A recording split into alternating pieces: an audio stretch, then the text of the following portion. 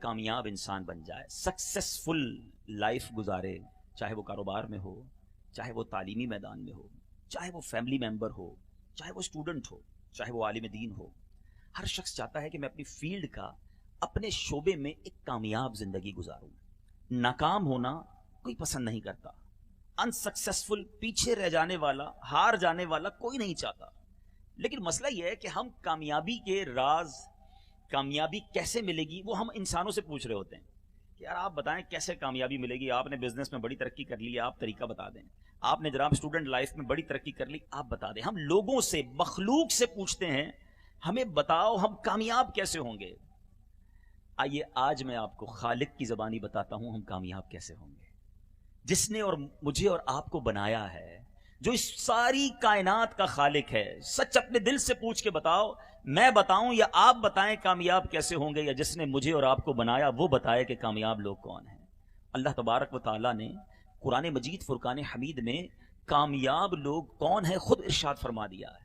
چند آیتیں ہیں قرآن کی، کمال کی آیتیں ہیں، اگر ہم ان چیزوں پر عمل کر لیں ڈیفینیٹلی، کوئی شک ہی نہیں، کہ قرآن تو لا ریب ہے نا، اس میں تو کوئی شک نہیں ہے، وہ کتاب ہے جس میں کوئی شک نہیں ہے۔ اگر ہم آج جو فارمولہ میں قرآن کے ذریعے آپ کو بتانے جا رہا ہوں، آپ کاروباری ہیں، آپ فیملی ممبر ہیں، آپ اسٹوڈنٹ ہیں، آپ جو جس فیلڈ میں، اگر آپ کامیاب ہونا چاہتے ہیں، اللہ پر ہم سب کا ایمان، قرآن پر ہم سب کا ایمان، ڈیفینیٹلی اگر ہم نے یہ فارمولہ اپنا لیا جو رب نے قرآن میں بیان کیا ہے، ہمارے فیلڈ میں کامیاب ہو جائیں گے، کیونکہ اللہ نے کامیاب لوگوں کے اوصاف خود قرآن میں بیان فرمائے۔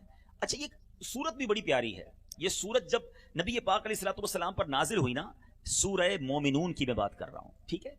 پیارے آقا علیہ الصلوۃ والسلام حضرت عمر بن خطاب رضی اللہ تعالیٰ فرماتے ہیں کہ جب نبی اکرم صلی اللہ تعالیٰ علیہ وسلم پر وحی نازل ہوتی تو آپ کے چہرہ اقدس کے پاس مکھیوں کی بھنبھناہٹ کی آواز سنائی دیتی۔ ایک دن وحی نازل ہوئی، ہم کچھ دیر ٹھہرے رہے کہ سمجھ گئے کہ پیارے آقا پر نزول وحی ہو رہا ہے۔ اب جب یہ کیفیت ختم ہوئی نا، وحی کی کیفیت ختم ہوئی، تو پیارے آقا علیہ الصلوۃ والسلام نے ہاتھ اٹھائے اور قبلہ روح ہو کر دعا مانگی نبی پاک نے، اے اللہ ہمیں زیادہ عطا کرنا اور کمی نہ فرمانا، ہمیں عزت دینا اور ذلیل نہ کرنا، ہمیں عطا فرمانا اور محروم نہ کرنا، ہمیں چن لے اور ہم پر کسی دوسرے کو نہ چن، اے اللہ ہمیں راضی فرما اور ہم سے راضی ہو جا۔ اس کے بعد اب آقا نے بتایا کہ مجھ پر 10 آیتیں نازل ہوئی ہیں، جس نے ان مذکور باتوں کو اپنایا وہ جنت میں داخل ہو جائے گا۔ آقا نے فرمایا 10 آیتیں ہیں، جس نے اس پر عمل کر لیا وہ جنت میں داخل ہوگا۔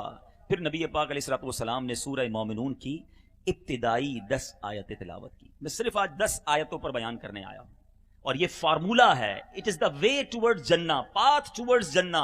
اگر جنت میں جانا ہے، کامیاب ہونا ہے، تو یہ وہ راستہ ہے جو اللہ نے قرآن مجید میں ہم سب کو عطا فرما دیا ہے۔ سورہ مومنون کی پہلی 10 آیتیں، بسم اللہ الرحمن الرحیم، اللہ تبارک و تعالیٰ ارشاد فرماتا قد افلح المؤمنون، پہلی آیت۔ اس کا ترجمہ کیا ہے؟ بے شک ایمان والے کامیاب ہو گئے، ٹھیک ہے؟ اس آیت میں ایمان والوں کو بشارت دی گئی ہے۔ پہلا کام ایمان لانا، اللہ کا جتنا شکر ادا کریں وہ کم ہے، اس نے ہمیں ایمان والا بنایا۔ ہم نے اس پہ کوئی ایفرٹ نہیں کی ہے، ہم نے کوشش نہیں کی، اللہ کی مہربانی دیکھو۔ رب چاہتا ہم کسی کافر کے گھر میں، غیر مسلم کے گھر میں بھی پیدا ہو سکتے تھے، اللہ نے بن مانگے مجھے اور آپ کو مسلمان بنا دیا۔ زندگی میں پہلی بات جو میرے اور آپ کے کانوں نے سنی نا، پہلی آواز جو سنی، اللہ کا جتنا شکر ادا کرے کم ہے، وہ اللہ اکبر سنی۔ اللہ کی پاکی ہم نے سنی اذان کی صورت میں، ہم مسلمان گھرانے میں پیدا ہوئے۔ قد افلح المؤمنون، اللہ فرماتا ہے بے شک ایمان والے کامیاب ہو گئے۔ اب دوسری آیت، الذین هم فی صلاتهم خاشعون۔ اب ایمان والوں کی عادتیں کیا ہوتی ہیں؟ کون لوگ کامیاب ہو گئے؟ ہم کہتے ہیں نا بھائی یہ فیلڈ والے لوگ بہت اچھے ہیں، پھر بتاتے ہیں اس میں یہ اوصاف ہیں، کیٹیگریز یہ ہیں، اس کی وصف یہ ہیں۔ اللہ فرماتا ہے ایمان والے کامیاب ہوئے۔ ایمان والے کون؟ الذین هم فی صلاتهم خاشعون، ترجمہ جو اپنی نماز میں خشوع اور خضوع والے ہیں، جو نماز دھیان سے پڑھتے ہیں۔ پہلا وصف یہ فرمایا کہ وہ نماز میں خشوع و خضوع اپناتے ہیں، اس وقت ان کے دلوں میں اللہ تعالیٰ کا خوف ہوتا ہے، ان کے اعضاء ساکن ہوتے ہیں۔ اے ساہیوال کے اس اجتماع میں آنے والوں اور اے مدنی چینل کے ناظرین، کیا ہم ایسے ایمان والے ہیں؟ بدقسمتی کے ساتھ، افسردہ دلی کے ساتھ کہنا پڑتا ہے کہ پہلے نماز تو پڑھیں پھر خشوع کی بات کریں۔ ادھر میجورٹی، کثرت مسلمانوں کی وہ ہے جو نماز ہی نہیں پڑھتی. ایک سروے کے مطابق مسلمانوں کی پاکستان کے اندر مسلمانوں کی 5 سے 6% آبادی 5 وقت نماز پڑھتی ہے. اب آپ بتائیے کیسے رحمتیں نازل ہوں گی, کیسے کامیاب ہوں گے. پہلا وصف جو قرآن میں اللہ فرماتا ہے وہ اپنی نمازوں میں خشوع و خضوع اپناتے ہیں. جب وہ نماز پڑھتے ہیں تو اللہ کی یاد میں مستغرق ہوتے ہیں. ہم میں سے اکثر تو نماز ہی نہیں پڑھتے, مگر جب وہ نماز پڑھتے ہیں تو پھر ان کے دل کہاں ہوتے ہیں, ان کی خیالات کہاں ہوتے ہیں. حضرت انس بن مالک رضی اللہ تعالیٰ عنہ سے روایت ہے, اللہ کے حبیب علیہ الصلوۃ والسلام نے ارشاد فرمایا ان لوگوں کا کیا حال ہے جو اپنی نماز میں نظریں آسمان کی طرف اٹھاتے ہیں. پھر نبی پاک علیہ الصلوۃ والسلام نے بہت سختی کی اور ارشاد فرمایا یہ لوگ اس سے باز آ جائیں ورنہ ان کی نظریں چھین لی جائیں گی. جو نماز میں ادھر ادھر دیکھتے ہیں نا, بالکل بے دلی کے ساتھ عجیب حرکتیں کر رہے ہوتے ہیں لوگ نماز میں, دھیان ہی نہیں ہوتا نماز میں. اللہ کی بارگاہ میں حاضر ہو. ایک اور حدیث پاک سنیے, حضرت انس رضی اللہ تعالیٰ عنہ راوی ہیں, پیارے آقا علیہ الصلوۃ والسلام نے مجھ سے ارشاد فرمایا. حضرت انس کہتے ہیں کہ اے بیٹے نماز میں ادھر ادھر دیکھنے سے بچو, کیونکہ نماز میں ادھر ادھر توجہ ہلاکت ہے. مگر آج تو دھیان ہی کہیں اور ہوتا ہے, کون آیا نماز پڑھنے, کون نہیں آیا, کس نے کیا پہنا ہے, یا پھر کچھ اور ہی چل رہا ہوتا ہے. آج حال یہ ہے کہ وہ ایک شخص کے بارے میں آتا نا, کاروباری آدمی تھا, روزانہ مسجد میں جماعت سے نماز پڑھتا تھا. ایک دن عشاء کی جماعت چلی گئی. جب عشاء کی جماعت چلی گئی تو رونے لگا. تو لوگوں نے کہا یار بڑا کمال کا بندہ ہے, اتنی محبت جماعت سے. رونے لگا. کہ کوئی بات نہیں, کل مل جائے گی, دوبارہ جماعت سے پڑھ لینا. کہتے نہیں بات یہ امام صاحب جب 4 رکعت عشاء کی پڑھاتے تھے میں سارا دکان کا حساب کر لیتا تھا, اب اپنی پڑھوں گا تو حساب کے لیے الگ ٹائم دینا پڑے گا. تو آج یہی حال ہے کہ جناب نماز کے اندر ہی ساری پلاننگ ہو رہی ہوتی ہے. آج دنیا میں کسی اہم شخصیت کے پاس جانا پڑے, سمجھیے میری بات کو, آپ کو کوئی آپ کے شہر کا سب سے بڑا آدمی بلا لے, پاکستان کا کوئی بہت بڑا وزیر, کوئی صدر, کوئی وزیر اعظم, کوئی بڑی عہدے کا شخص بلائے آپ کو, منسٹر کے پاس آپ کو جانا ہو کسی فائل کو لے کر, اب کیسا کانشیس ہوتا ہے, کتنا فوکس ہوتا ہے, کتنی توجہ کے ساتھ بندہ بیٹھتا ہے اس کے سامنے کہ یار 5 منٹ ملیں گے, اپنی بات پوری کر لوں گا, صحیح طریقے سے بات سمجھاؤں گا. نوکری کے لیے انٹرویو دینے جانا ہو, ویزا کے لیے ایمبیسی جانا ہو, سچ بتاؤ کتنی تیاری کرتے ہیں, رات تو نیند نہیں آتی کہ پتہ نہیں کیا سوال پوچھ لیا جائے, کپڑے کیسے ہونے چاہیے, کانفیڈنس کیسا ہونا چاہیے. بندہ ٹپ لے رہا ہوتا ہے کسی سے, یار بتا دو کیا کیا پوچھیں گے. تم دنیا میں کسی افسر کے پاس جاؤ, تیاری کے ساتھ جاؤ, اور اللہ کی بارگاہ میں ہاتھ اٹھا کر جب اللہ اکبر کہہ کر اس کی بارگاہ میں حاضر ہو تو دماغ کہیں اور ہے, توجہ کہیں اور ہے. ارے نماز کا اہتمام کیسا ہونا چاہیے. آج ہم دعوت میں جاتے ہیں, بلکہ اس اجتماع میں آپ آئے ہوں گے, اچھی بات ہے کہ جب ہم کسی تقریب میں جائیں تو صاف ستھرے خوشبو لگا کر اپنے بالوں کو بنا کر جاتے ہیں, اچھی بات ہے. لیکن جب میں کسی کی دعوت میں جاؤں تو تیار ہو کر جاؤں, اور اللہ کے گھر میں جاؤں تو کوئی تیاری نہ ہو, کپڑوں سے بو آ رہی ہوتی ہے, لوگوں کے منہ سے بو آ رہی ہوتی ہے, پسینے میں شرابور ہوتے ہیں. یا اس حال میں کسی مالدار کے گھر دعوت میں جاؤ گے, کسی رشتہ دار کے گھر جاؤ گے, ان کے گھر جانا ہے تو پورے محلے کو پتا چلتا ہے کیونکہ اتنی خوشبو لگا کر جاتا ہوں.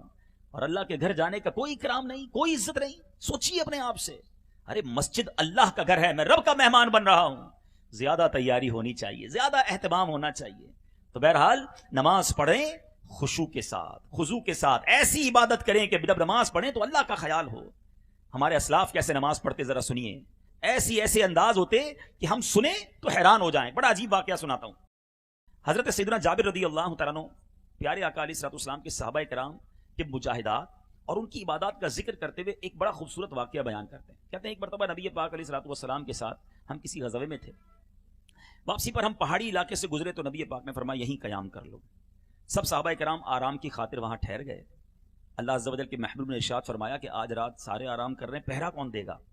تو ایک مہاجر اور ایک انصاری صحابی کھڑے ہوئے کہ حضور ہم دونوں مل کر پہرا دیں گے, باقی سب کو کہیں آرام کریں. چوکیدار ہو تو بندہ سو جاتا ہے, تو باقی لوگ سو گئے. نبی پاک علیہ الصلوۃ والسلام نے اجازت دے دی. اب دونوں نے مشورہ کیا, انصاری صحابی نے, کہ ہم ایسا کرتے ہیں آدھی رات ہم میں سے ایک پہرا دے گا تو دوسرا سو جائے, پھر جب وہ اٹھ جائے گا تو دوسرا سو جائے گا, ایک باری باری ڈیوٹی باندھ لی. ٹھیک ہے. تو اب ایک صحابی نے کہا کہ آپ آرام فرمائیں, میں جاگتا ہوں, پھر آپ پہرا دینا. تو وہ مہاجر صحابی سو گئے اور انصاری صحابی جاگنے لگے.